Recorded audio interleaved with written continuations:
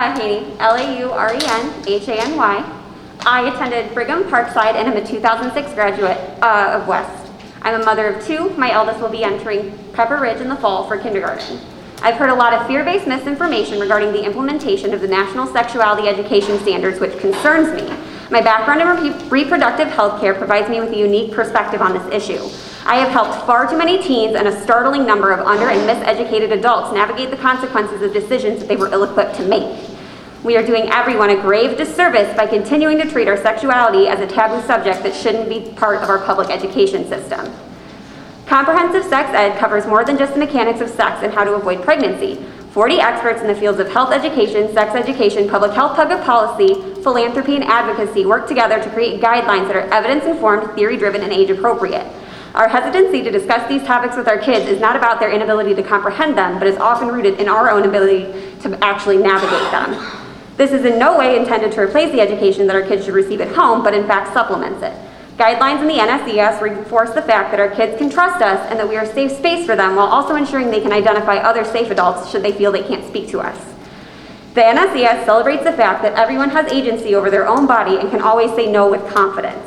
It empowers our children to be able to discuss and take ownership of their impulses, so we will no longer be sending them to school in an environment that teaches girls that they are responsible for the gaze of their male peers.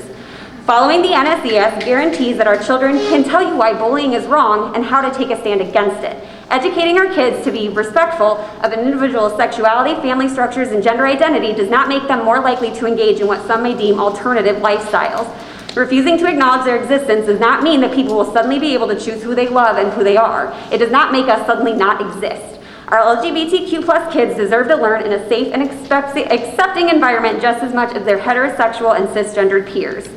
There are specific reasons that certain guidelines, jarring as they may seem when taken out of context, are considered age-appropriate skills our children should master. We expect them to be able to accurately identify their body parts by second grade so that they can differentiate between good and bad touch, and also how to effectively report things should anything make them feel uncomfortable. Explaining gender roles and stereotypes will help them understand the absurdity of the "he hits you because he likes you" trope that starts being reinforced as early as kindergarten.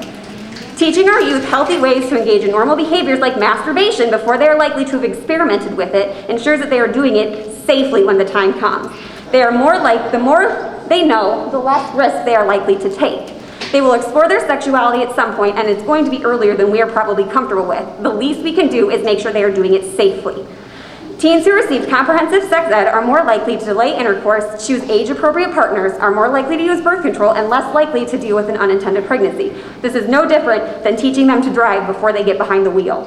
It's time we focus on protecting our children by empowering them with the knowledge to safely navigate the situations that they may face instead of having to save them from the consequences of ones we did not prepare them for.